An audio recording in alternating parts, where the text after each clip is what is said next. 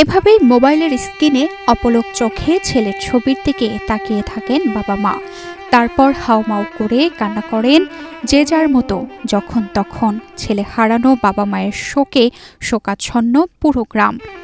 পূর্ব বিরোধের জেরে গত ২৬ জুন ফরিদপুর আলফাডাঙ্গা উপজেলার টগরবন্দ ইউনিয়নের বড়ভাগ গ্রামে খুন হন কাশিয়ানী এম.এ. খালেক ডিগ্রি কলেজের ডিগ্রি শেষ বর্ষের শিক্ষার্থী সুমন শেখ।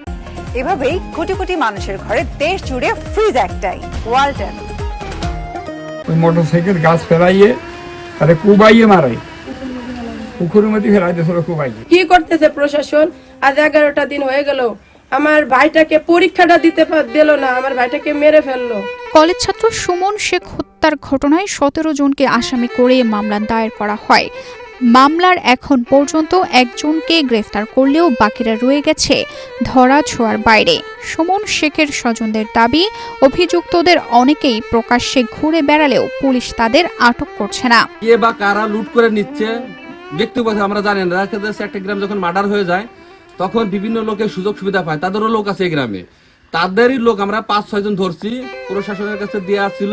তবে হত্যাকাণ্ডের পর থেকে বড়ভাগ গ্রামে বিরাজ করছে চরম উত্তেজনা। অভিযোগ উঠেছে গত কয়েকদিনে অন্তত 10টি বসত বাড়িতে হামলা, ভাঙচুর ও লুটপাটের ঘটনা ঘটেছে।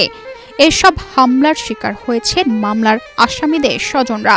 এতে গ্রাম জুড়ে সৃষ্টি হয়েছে আতঙ্ক ও ভীতিকর পরিস্থিতি। আমরা এখন পলাই বেড়াচ্ছি, আমরা তো বাড়িই তো মাথা দিতে পারি, কোন জায়গায় মাথা দেবো? আমাকে গেট নিয়ে গেছে, দরজা নিয়ে গেছে, জালনা দরজা কিছু নাই, ইটও উঠে নিয়ে চলে গেছে। যারা জড়িত না তাদের শুধু শুধু জড়াইয়ে তাদের বাড়ি লুটপাট, ভাঙচুর, ডাকাতি, তাদের মারধর, এগুলো কেন? মেয়েটার 12টা গরু, 12টা ছাগল, তারপরে গহনামতি 8 দিনকে 2 মেয়ে বিয়ে দিয়েছে, ছেলে বিয়ে দিয়েছে, শালটা বিদেশে থাকে, একটা শাল বিদেশে থাকে, একটা শাল জাহাজে থাকে, সেই গহনাপাতি সব অন্তত 10 ভরি স্বর্ণ নিয়েছে।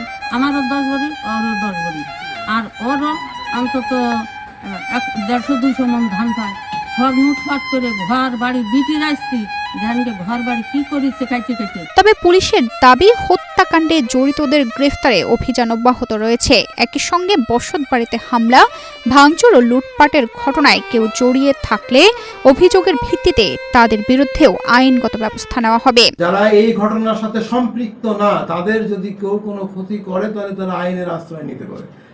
এটা ক্লিয়ার, কারণ আইন কারো জন্য পৃথক করা হয়নি, আইন সবার জন্য সমান। যারা জড়িত না তারা অবশ্যই বাড়িতে থাকবে। এটা মগের মুল্লুক না যে আমি কোনো অন্যায় করিনি, আমি বাড়িতে থাকতে পারবো না, তা হবে না, সে বাড়িতেই থাকবে। ভাঙচুরের বিষয় হচ্ছে যারা জড়িত না তাদের বাড়ি, বা জড়িত থাকলেও আইন তো নিজের হাতে তুলে নেওয়ার কোনো ক্ষমতা কারো নাই। যদি এরকম কোনো কিছু থেকে থাকে অবশ্যই তারা আইনের কাছে যাবে, আইন তাদের প্রোটেক্ট দেবে, এটা আইনেই তাদেরকে সমাধান করবে। একটি হত্যাকাণ্ডের পর বিচার চাওয়ার দাবির পাশাপাশি নতুন করে সহিংসতার অভিযোগে আতঙ্কিত বড়ভাগ গ্রামের সাধারণ মানুষ।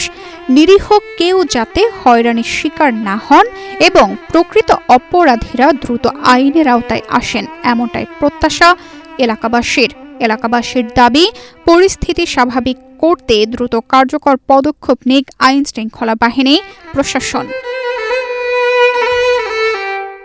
তানজিদা রহমান, ইনায়া, বাংলাদেশ প্রতিদিন।